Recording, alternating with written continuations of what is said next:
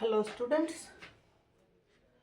आज हम लोग चलते हैं थोड़ा सा डाइजेस्टिव सिस्टम में उसके कुछ टर्म्स को देख लेते हैं। तो ये टर्म्स मैं लेकर जो आई हूँ that is epiglottis and glottis. ये कहाँ पे पाया जाता है? फिगर आपको दिख रहा है, ये हमारे गले के पास यानी wind pipe and food pipe से रिलेट करता है, यानी एसोफेगस एंड ट्रैकिया से रिलेट करता है। अब यहाँ पे थोड़ा सा फिगर देख लेते हैं हम लोग। ये हमारा नेजल कैविटी है, ये हमारा नेजल ट्रैक्ट, नाक से जो नली आई, और ये माउथ से ओरल कैविटी, माउथ से जो नली गई, ये दोनों यहाँ आकर के एक कॉमन डक्ट में मिल जाते हैं। नेजल कैविटी या ओरल कैविटी दोनों एक कॉमन डक्ट में मिल जाते हैं और उस कॉमन डक्ट को क्या कहते हैं? Pharynx. Nasal cavity and oral cavity दोनों अलग अलग ट्यूबुलर स्ट्रक्चर आते हैं और आकर के एक कॉमन डक्ट में दोनों खुल जाते हैं और वो स्ट्रक्चर क्या है? हमारा फेरिंग्स। अब फेरिंग्स के बाद फिर से दोनों डिवाइड हो जाते हैं। एक हो गया हमारा क्या? एसोफेगस, फूड पाइप, और दूसरा हो गया हमारा ट्रैकिया। अब यहाँ पे फेरिंग्स में दोनों जब मिल जा रहे हैं तो क्या होगा? फूड हम लोग जो खाते हैं वो श्वास नली में, विंड पाइप में भी जा सकता है। हवा तो जाएगी आपका फूड पाइप में, तो चलिए कोई बात नहीं, बट अगर फूड चला जाता है ट्रैकिया में या विंड पाइप में, देन वी हैव प्रॉब्लम। तब हम लोग को प्रॉब्लम हो जाता है। तो इसके लिए यहाँ पे ये देखिए, ये फ्लैप लाइक एक स्ट्रक्चर होता है, लीफ लाइक, ठीक है?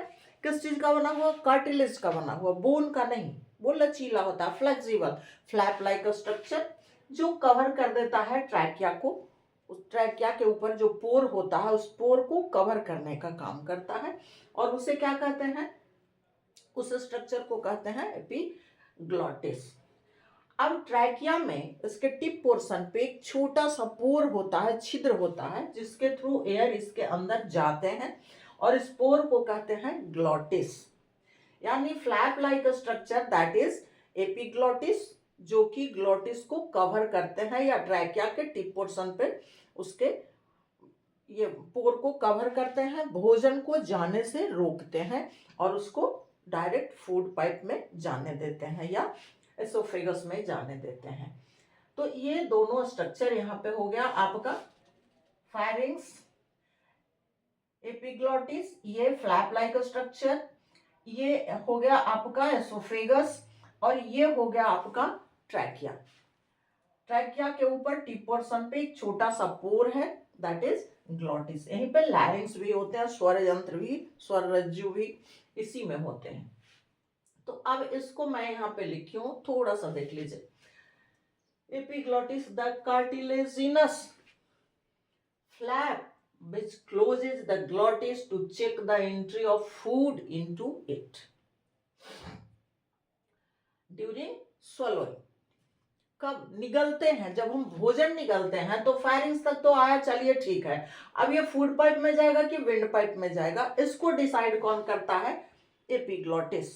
ये बंद हो जाता है, नीचे की ओर झुक जाता है और ये इसके टिप पे जो पोर है ग्लॉटिस उसको कवर कर लेता है। तो ये हो गया आपका एपिग्लॉटिस, है ना? द कार्टिलेजिनस फ्लैप, इसमें देखिए एक तो ये क्या है? फ्लैप लाइक स्ट्रक्चर है, तो फ्लेक्सिबल है तभी तो ढकता है, खुलता है। तो ये किस चीज का बना होगा? ये भी आपका क्वेश्चन हो सकता है। कार्टिलेज का, बोन का नहीं। Bone and cartilage connective tissue, याद कीजिए। तो ये कार्टिलेज का बना होता है, फ्लैप लाइक स्ट्रक्चर होता है। ये हमारे माउथ में टंग जो है उसके ठीक पीछे वाले पार्ट में होता है, वहां से। और फेरिंग्स से, फेरिंग्स वाला पार्ट जो कॉमन डक्ट है ओरल कैविटी और नेजल कैविटी का, उसके बाद ट्रैकिया के ऊपर जो कवर कर लेता है और भोजन को फूड पाइप में जाने देता है। तो चलिए, ये हो गया आपका किस चीज का बना होता है? कार्टिलेज का बना होता है। Flap which closes the glottis, जो ग्लॉटिस को बंद करता है, glottis to check it to check the entry of food into it means glottis, यानी ये फ्लैप ग्लॉटिस में भोजन को जाने से रोक देता है। कब? ड्यूरिंग स्वलोइंग, जब हम उसको निगलते हैं, खाना को निगलते हैं। अब आ जाइए ग्लॉटिस में। Glottis narrow opening at the top of the trachea. ये ट्रैकिया जो है इसके ऊपर एक छोटा सा नैरो सकरा पतला ओपनिंग है, इसी को ढकता है ग्लॉटिस, यानी ग्लॉटिस एक पोर लाइक स्ट्रक्चर है, narrow opening at the top of the trachea, और इसके ऊपर एपिग्लॉटिस है जो कि उसको ढकने का काम करता है, फूड को जाने से रोकता है और एयर को जाने देता है। तो ये हो गया आपका एपिग्लॉटिस एंड ग्लॉटिस। अब आ जाइए थोड़ा सा सेकेंड क्वेश्चन जो है ये है बैक्टीरिया से रिलेट करता है। बैक्टीरिया को कॉमनली हम लोग जानते हैं, बैक्टीरिया क्या है? हेट्रोट्रॉप्स, यानी इसका मोड ऑफ न्यूट्रिशन कैसा है? हेट्रोट्रोफिक मोड ऑफ न्यूट्रिशन, यानी खुद से फूड सिंथेसिस नहीं करता है। तो चलिए, ये तो कॉमन इसका मोड ऑफ न्यूट्रिशन है, but some bacteria have autotrophic mode of nutrition, लेकिन कुछ बैक्टीरिया में ऑटोट्रोफिक मोड ऑफ न्यूट्रिशन भी होता है। तो इन दोनों को जरा सा यहाँ पे देख लें। हेट्रोट्रोफिक मोड ऑफ न्यूट्रिशन वाले bacteria is also of 3 types, parasitic, saprophytic and symbiotic. Parasitic आप लोग जानते हैं, काउज ऑफ डिजीज, जो अपना न्यूट्रिशन होस्ट से लेता है, ये हो जाएंगे पैरासिटिक में। वो सारे बैक्टीरिया हेट्रोट्रॉफ में भी वैसे बैक्टीरिया जो अपने भोजन के लिए होस्ट पे डिपेंड करते हैं वो पैरासिटिक हो जाएंगे, और ये ज्यादातर काउज ऑफ डिजीज होते हैं, बीमारियों के कारक होते हैं, जैसे टीबी बीमारी का नाम सुना हो, कॉलरा, टाइफाइड, तो ये सारी बीमारियां बैक्टीरिया से होती है। और इसमें जितने भी तरह के बैक्टीरिया आ जाएंगे वो सारे कैसे हो जाएंगे? पैरासिटिक मोड ऑफ न्यूट्रिशन वाले। हेट्रोट्रॉफ तो है ही, उसमें भी पैरासिटिक मोड ऑफ न्यूट्रिशन वाले, यानी दूसरे पे डिपेंड करने वाले। सेकेंड टाइप है saprophytic mode of nutrition. Clear है, ये सारे डिकम्पोजर होंगे, आपको पता है। Saprophytic mode of nutrition means organism which depend on dead and decaying substances for their food, अपने फूड के लिए जो सड़े गले पदार्थों के ऊपर निर्भर करते हैं, डिपेंड करते हैं, वो सैप्रोफिटिक हो जाएंगे। तो इसमें सारे डिकम्पोजर्स आ जाते हैं, क्योंकि सड़े गले पदार्थों को डिकम्पोज करेंगे, तोड़ेंगे और उससे अपना न्यूट्रिशन लेते हैं, फूड लेते हैं। तो ये हो गया सेकेंड सैप्रोट्रॉफिक या सैप्रोफाइट या सैप्रोट्रॉफिक भी कह सकते हैं, parasitic, saprophytic and symbiotic. Symbiotic में हो गया, जैसे इसका एग्जांपल मैं लिखूं राइजोबियम, ये बैक्टीरिया कहाँ रहता है? लेग्यूम प्लांट के रूट में, और वहाँ क्या करता है? नाइट्रोजन फिक्सेशन करता है, जो प्लांट इजिली एब्जॉर्ब कर लेते हैं। चूंकि हम लोग सबको पता है कि प्लांट डायरेक्ट नाइट्रोजन एटमॉस्फेयर से नहीं लेते हैं, तो उसके लिए ये राइजोबियम दलहन जड़ की गांठ में पाया जाता है और वो वहाँ नाइट्रोजन फिक्सेशन करता है। तब आप कहेंगे कि ठीक है, तो ये हेट्रोट्रॉफ कैसे हुआ? ये तो नाइट्रोजन फिक्सेशन कर रहा है, नाइट्रोजन फिक्सेशन कर रहा है, बट ये अपना फूड के लिए लेग्यूम प्लांट पे ही डिपेंड करता है, उसके कार्बोहाइड्रेट से ही अपना फूड लेता है। बट प्लांट के लिए ये नाइट्रोजन फिक्स करके देता है, इसलिए सिम्बायोटिक रिलेशनशिप होते हैं दोनों में, दोनों को लाभ मिलता है। लेकिन ये फूड के लिए डिपेंड करता है लेग्यूम प्लांट के ऊपर ही, अपना फूड सिंथेसाइज नहीं करता, इसलिए ये भी हेट्रोट्रॉफ में ही आता है।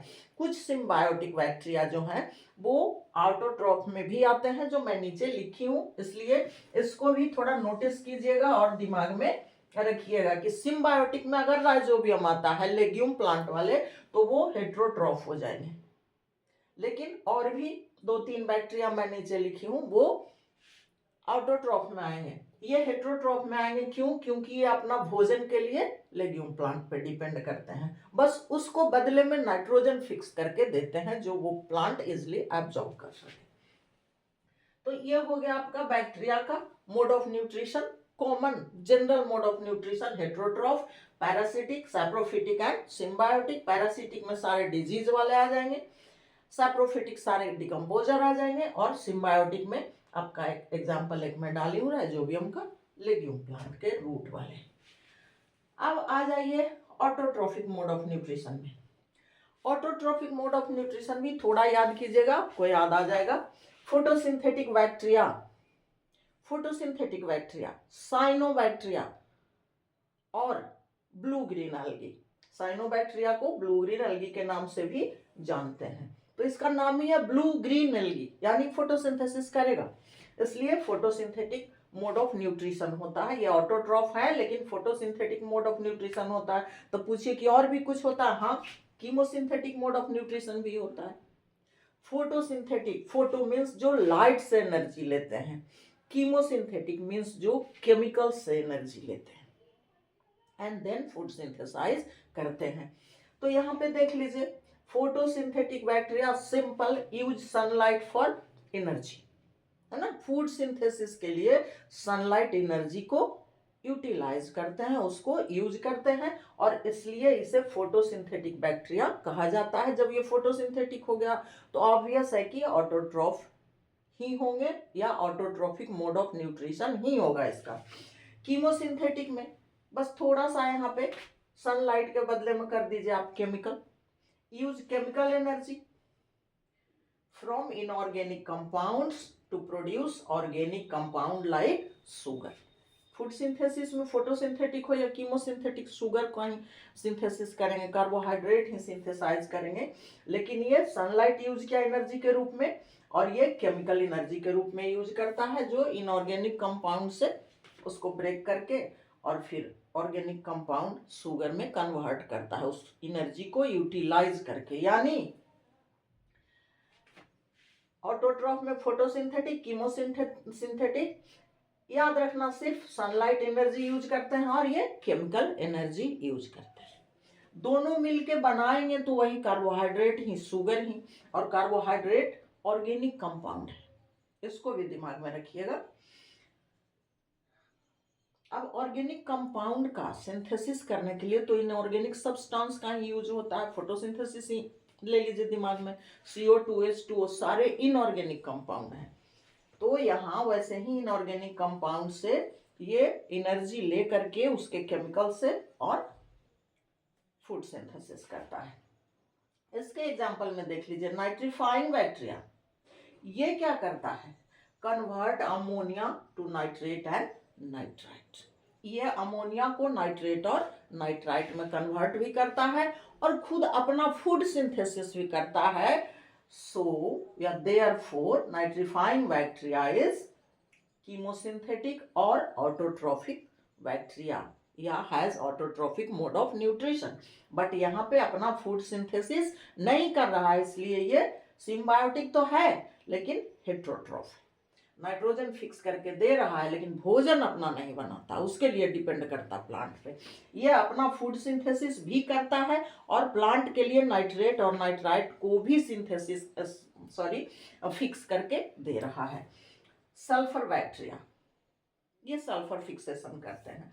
तो इस तरह से ये हो गया आपका बैक्टीरिया का मोड ऑफ न्यूट्रिशन। यानी बैक्टीरिया का मोड ऑफ न्यूट्रिशन क्या हो सकता है? ऑब्जेक्टिव में आप लोग कंफ्यूज नहीं कीजिएगा, कंफ्यूज नहीं होना है। हेट्रोट्रॉफिक मोड ऑफ न्यूट्रिशन अगर सिर्फ है तो हम लिख सकते हैं, बट अगर कहीं दोनों है तो हम खोजेंगे, चूंकि मिल रहा है मुझे और हेट्रोट्रॉफ है ऑटोट्रॉफ, यानी दोनों मोड ऑफ न्यूट्रिशन इसमें मिल रहे हैं। सिम्बायोटिक में भी कंफ्यूज नहीं होना है, लेग्यूम वाले हैं सिम्बायोसिस, लेकिन हेट्रोट्रॉफिक मोड ऑफ न्यूट्रिशन वाले हैं।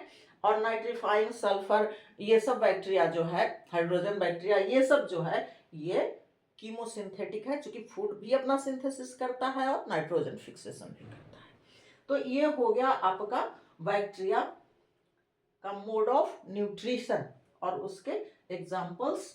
ये हो गए आपके एपिग्लोटिस एंड ग्लोटिस, दोनों नेम सेम लगता है, एक नैरोपोर है और दूसरा फ्लेक्सिबल फ्लैप लाइक स्ट्रक्चर है, जो इसी पोर को कवर करता है, फूड जाने से रोकता है, सिर्फ एयर को जाने देता है। तो चलिए, ये हो गया हमारा।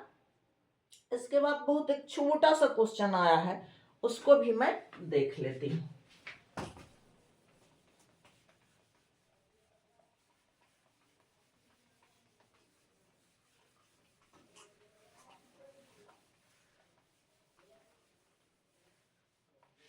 क्वेश्चन है कि which type of mode of nutrition in fungus and plasmodium. Question मैं लिख देती हूँ.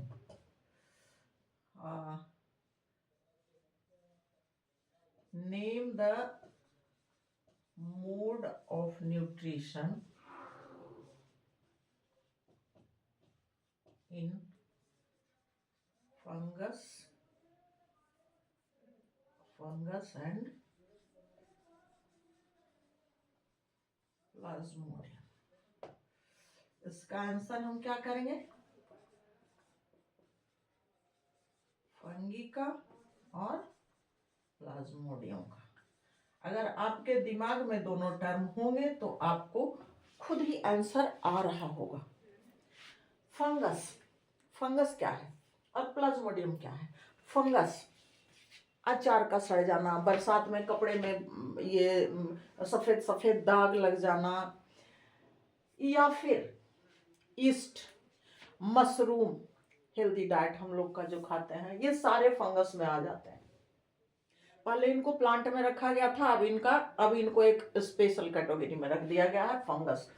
तो फंगस में हो गए आपके एग्जाम्पल दिमाग में रखिए. सबसे सिंपल और आसान है, चूंकि मशरूम हर दिन या हमेशा खाते हैं आप लोग, हम लोग सारे, तो उसको देखिए कहाँ उगता है? सड़े गले पदार्थों पे, है ना, डेड एंड डिकेइंग सब्सटेंसेस पे. तो उसका मोड ऑफ न्यूट्रिशन क्या हो जाएगा? सैप्रोफिटिक मोड ऑफ न्यूट्रिशन होगा. ऑब्वियस है. तो चलिए इसको हम लोग लिख देते हैं.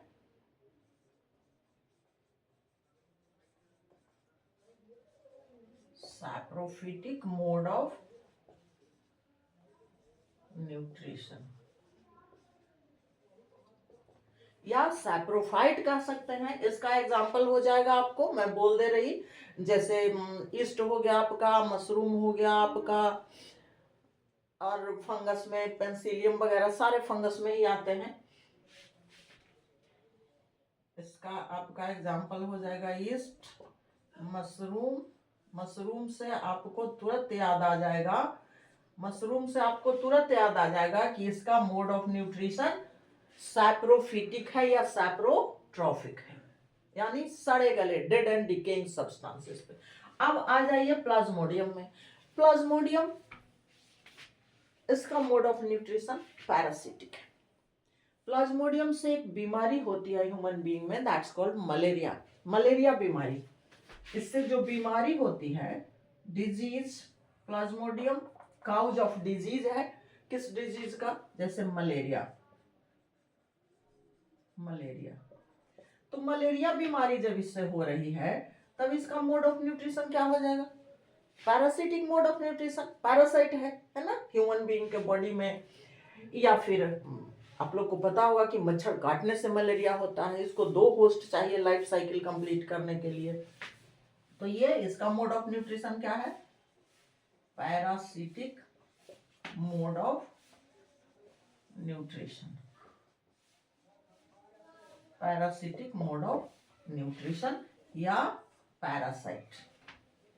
फंगस का और प्लाज्मोडियम का. प्लाज्मोडियम वाइवेक्स कॉमन है, इसकी कई प्रजातियां होती हैं, लेकिन प्लाज्मोडियम हो गया आपका पैरासिटिक मोड ऑफ न्यूट्रिशन वाला.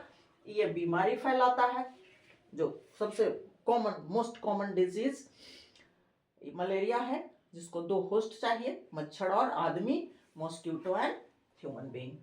तो ये हो गया पैरासिटिक मोड ऑफ न्यूट्रिशन, ये हो गया सैप्रोफिटिक मोड ऑफ न्यूट्रिशन. आज मैं यहीं पे छोड़ रही. Okay, thanks.